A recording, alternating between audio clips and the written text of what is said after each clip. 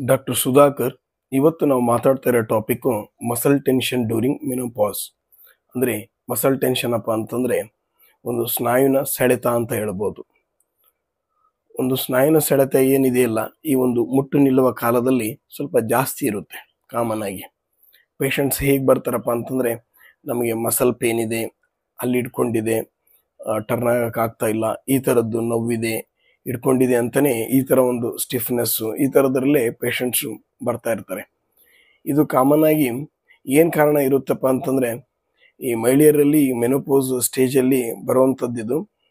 ಅದರಲ್ಲಿ ಏನು ಕಾರಣ ಇರುತ್ತಂತಂದರೆ, ಈ ಒಂದು ಹಾರ್ಮೋನ್ ಇಂಬ್ಯಾಲೆನ್ಸ್ ಆಗೋದ್ರಿಂದನೇ. ಒಂದು ಮೆನೋಪೋಸ್ ಸ್ಟೇಜಲ್ಲಿ ಹಾರ್ಮೋನಲ್ ಇಂಬ್ಯಾಲೆನ್ಸ್ ಆಗುತ್ತಲ್ಲ, ಅಂದರೆ ಈಸ್ಟ್ರೋಜನ್ನು ಮತ್ತು ಪ್ರೊಜೆಸ್ಟ್ರಾನ್ ಎರಡೂ ಇಲ್ಲಿ ಲೋ ಲೆವೆಲ್ ಇರ್ತವೆ. ಹಾಗಾಗಿ ಅದರಿಂದ ಈ ತೊಂದರೆ ಆಗುತ್ತೆ ಅಂತ ಹೇಳ್ಬೋದು.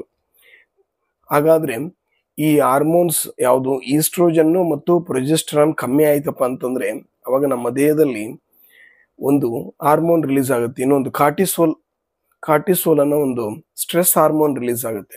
ಯಾವಾಗ ಕಾರ್ಟಿಸೋಲ್ ಹಾರ್ಮೋನ್ ನಮ್ಮ ದೇಹದಲ್ಲಿ ಜಾಸ್ತಿ ರಿಲೀಸ್ ಆಗುತ್ತೋ, ಅವಾಗ ಏನಾಗುತ್ತೆ ಅಂತಂದರೆ, ನಮ್ಮ ದೇಹಕ್ಕೆ ಸಮ್ ಮಿನರಲ್ಸ್, ಪೊಟ್ಯಾಷಿಯಮ್ ಆಗಲಿ, ಈ ಥರ ಒಂದು ಸಮ್ ಮಿನರಲ್ಸ್ ಇದ್ದಾವೆ.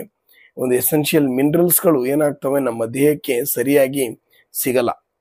ಯಾವಾಗ ಅವುಗಳು ಸಿಗಲ್ಲ, ಅವಾಗ ಏನಾಗುತ್ತೆ ಅಂದರೆ ಮಸಲ್ಸು ಇನ್ಫ್ಲಮೇಷನ್ ಒಳಗಾಗ್ತವೆ. ಅಂದರೆ ನೋವು, ಊತ, ಉರಿ, ಈ ಥರದ್ದೆಲ್ಲ ಒಳಗಾಗಿ ಅವಾಗ ಏನಾಗುತ್ತೆ, ನಮಗೆ ಒಂದು ಯಾವುದು ಮಸಲ್ ಇನ್ಫ್ಲಮೇಷನ್ ಆದ ನಂತರ ನಮಗೆ ಮಸಲ್ ಟೆನ್ಷನ್ ಕಾಣಿಸ್ಕೊಳುತ್ತೆ, ಅಂದರೆ ಸ್ನಾಯು ಸೆಳೆತ ಕಾಣಿಸ್ಕೊಳುತ್ತೆ ಅಂತ ಹೇಳ್ಬೋದು. ಹಾಗಾದರೆ ಇದನ್ನು ಯಾವ ಥರ ಪ್ರಿವೆಂಟ್ ಮಾಡ್ಬೋದು? ಕಾಮನ್ ಆಗಿ ಈ ಒಂದು ಮೆನೋಪೋಸಲ್ ಒಂದು ಟೈಮಲ್ಲಿ ಏನೇ ತೊಂದರೆ ಬರಲಿ, ಮೇನ್ ಆಗಿರೋದಪ್ಪ ಅಂದರೆ ಹೆಲ್ತಿ ಡಯಟ್. ಅಂದರೆ ಹೆಲ್ತಿ ಡಯಟ್ ಅಂದರೆ ಒಂದೇ ಆ ಪದಾರ್ಥ ಈ ಪದಾರ್ಥ ತಿನ್ನೋದಲ್ಲ. ಡಯಟ್ ಅಪ್ಪ ಅಂದರೆ ಸಂಪೂರ್ಣ, ಅಂದರೆ ಒಂದು ಬ್ಯಾಲೆನ್ಸ್ ಆಗಿರುವಂಥ ಆಹಾರ, ಬ್ಯಾಲೆನ್ಸ್ ಡಯಟ್ನ ತಿನ್ನೋದು. ಅದರಲ್ಲಿ ಹೆಚ್ಚಾಗಿ ಒಂದು ಫೈಟೋ ಈಸ್ಟ್ರೋಜನ್ಸ್, ಅಂದರೆ ಈಸ್ಟ್ರೋಜನ್ ಕಮ್ಮಿಯಾಗಿ ಈ ಥರ ತೊಂದರೆ ಆಗ್ತಾ ಇರುವಾಗ ಫೈಟೋ ಈಸ್ಟ್ರೋಜನ್ ಇರುವಂಥ ಆಹಾರ ಪದಾರ್ಥಗಳು, ಅಂದರೆ ಒಂದು ಫ್ಲೆಕ್ಸ್ ಸೀಡ್ಸ್ ಆಗಿರ್ಬೋದು, ಒಂದು ಎಳ್ಳಾಗಿರ್ಬೋದು, ಒಂದು ಸೋಯಾ ಪ್ರಾಡಕ್ಟ್, ಆಲ್ಮೋಸ್ಟ್ ಎಲ್ಲ ಪ್ರಾಡಕ್ಟ್ಸಲ್ಲಿ ಕೂಡ ಒಂದು ಫೈಟೋ ಈಸ್ಟ್ರೋಜನ್ ಜಾಸ್ತಿ ಇರೋದ್ರಿಂದ ಆ ಅಂಥ ಪದಾರ್ಥಗಳನ್ನು ತಿನ್ನಲೇಬೇಕು.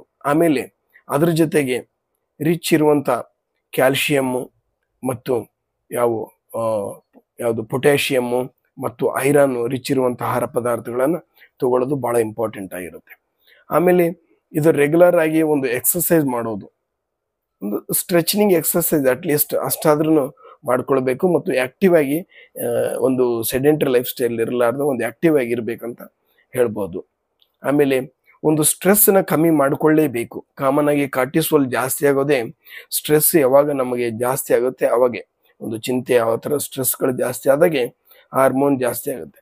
ಹಾಗಾಗಿ ನಾವು ಸ್ಟ್ರೆಸ್ಸನ್ನ ಒಂದು ರೆಡ್ಯೂಸ್ ಮಾಡ್ಕೊಳ್ಳೋದಾಗಲಿ, ಇಲ್ಲಪ್ಪ ಅಂದರೆ ಒಂದು ಕಂಟ್ರೋಲ್ ಮಾಡ್ಕೊಳ್ಳೋದು ಯಾವ ಥರ ಅಂದರೆ ಯೋಗ, ಮೆಡಿಟೇಷನ್ ಅನ್ನೋದು ತುಂಬ ಉತ್ತಮ ಅಂತ ಹೇಳ್ಬೋದು. ಆಮೇಲೆ ಇದರಲ್ಲಿ ನಿದ್ದೆ ಕೂಡ ತುಂಬ ತುಂಬ ಇಂಪಾರ್ಟೆಂಟ್ ಆಗುತ್ತೆ. ಅಟ್ಲೀಸ್ಟ್ ಒಂದು ರಾತ್ರಿಯಲ್ಲಿ 6ರಿಂದ 8 ಅವರ್ ನಿದ್ದೆನ ಚೆನ್ನಾಗಿ ಮಾಡಲೇಬೇಕು. ಮತ್ತು ಮೇನಾಗಿ ಜನ ಏನು ಮಾಡ್ತಾರಪ್ಪ ಅಂದರೆ, ಮಸಲ್ ಟೆನ್ಷನ್ ಇದ್ದರೂ ಕೂಡ, ಸ್ನಾಯು ಸೆಳೆತ ಇದ್ದರೂ ಕೂಡ ಕೆಲಸ ಮಾಡೋದು, ಅದನ್ನು ಸ್ಟ್ರೇನ್ ಮಾಡ್ತಾರೆ ಮಸಲ್ನ. ಹಾಗೆ ಮಾಡಿಕೊಡೋದು, ಒಂದು ಬಾಡಿ ರೆಸ್ಟ್ ಅನ್ನೋದು ಬೇಕು. ದುಡಿಯೋದಂತೂ ಇದ್ದೇ ಇರುತ್ತೆ, ಬಾಡಿ ರೆಸ್ಟ್ ಮಾಡ್ಕೊಳ್ಬೇಕು. ಬಾಡಿ ರೆಸ್ಟ್ ಮಾಡಿದ ನಂತರ ಆರಾಮಾಗಿರುತ್ತೆ. ಆಮೇಲೆ ಈ ಮಸಲ್ ಟೆನ್ಷನ್ ಇತ್ತಪ್ಪ ಅಂತಂದ್ರೆ, ಸ್ನಾಯು ಸೆಳೆತ ಇತ್ತಂದರೆ ಬೇಗನೆ ಒಂದು ರಿಲೀಫ್ ಸಿಗಬೇಕಪ್ಪ ಅಂತಂದರೆ, ಒಳ್ಳೆ ಒಂದು ಬಿಸಿನೀರನ್ನ ಸ್ನಾನ ಮಾಡಿಕೊಂಡ್ರು ಕೂಡ ಒಳ್ಳೆ ರಿಲೀಫ್ ಇರುತ್ತೆ ಕಾಮನ್ ಆಗಿ. ಅದಾದ ನಂತರ ಒಳ್ಳೆ ಒಂದು ರೆಗ್ಯುಲರ್ ಎಕ್ಸಸೈಸ್ ಮಾಡೋದ್ರಿಂದನೂ ರಿಲೀಫ್ ಇರುತ್ತೆ. ಆಮೇಲೆ ಎಣ್ಣೆ ಮಸಾಜ್ ಮಾಡೋದ್ರಿಂದನೂ ರಿಲೀಫ್ ಇರುತ್ತೆ. ಅದೇ ಥರ ಹೇಳೋಕೆ ಹೋದರೆ, ನಾವು ಮತ್ತೆ ಎಣ್ಣೆ ಮಸಾಜ್ ಆಯಿತು, ರಿಲೀಫ್ ಆಯಿತು. ಅದೇ ಥರ ಅಂದರೆ ಮತ್ತೆ ಒಂದು ತುಂಬ ಐಸ್ ಪ್ಯಾಕ್ಸ್, ಏನಾದರೂ ನೋವಿತ್ತಪ್ಪ ಅಂದರೆ, ಮಸಲ್ ಪೇನ್ ಇತ್ತಂದರೆ ಅಲ್ಲಿ ಐಸ್ ಪ್ಯಾಕ್ಸ್ ಇಡೋದ್ರಿಂದನೂ ಕೂಡ ನೋವು ಕಮ್ಮಿ ಆಗುತ್ತೆ. ಒಬ್ಬೊಬ್ಬರಿಗೆ ಹೀಟ್ ಪ್ಯಾಕ್ಸ್, ಒಂದು ಬಟ್ಟೆಯಲ್ಲಿ ಒಂದು ಹೀಟ್ ಕೊಡೋದಾಗಲಿ, ಅದರಿಂದ ನೋಡು ಕೂಡ ಕಮ್ಮಿ ಆಗೋ ಚಾನ್ಸಸ್ ಇರುತ್ತೆ. ಆಮೇಲೆ ಇದು ಏನೇನು ಮನೆಯಲ್ಲಿ ಮಾಡಬೇಕಾಗಿದೆ ಎಲ್ಲ ಮಾಡಿಕೊಂಡು, ರೆಸ್ಟ್ ಮಾಡಿಕೊಂಡು, ಪ್ರತಿಯೊಂದು ಮಾಡಿ ಕೂಡ ಆಗದೆ ಇದ್ದಾಗ ಅದಕ್ಕೆ ಮೆಡಿಟೇಷನ್ ಒಂದು ಮೆಡಿಸಿನ್ಸ್ ಅಂತೂ ಇದೆ. ಹೋಮಿಯೋಪತಿಯಲ್ಲಿ ಅದ್ಭುತ ಮೆಡಿಸಿನ್ಸ್ ಅಪ್ಪ ಅಂತಂದರೆ ರಸ್ಟಾಕ್ಸು, ಬ್ರಯೋನಿಯಾ, ಒಂದು ಮ್ಯಾಕ್ಪಾಸು, ಈ ಥರ ಕ್ಯಾಲ್ಕೇರಿಯ ಕಾರ್ಬು, ಲೆಡಂಪಾಲು, ಪಲ್ಸೆಟಿಲ್ ಅಂತ ಸಾಕಷ್ಟು ಮೆಡಿಸಿನ್ಸ್ಗಳು ಚೆನ್ನಾಗಿದ್ದಾವೆ. Okay friends, thank you.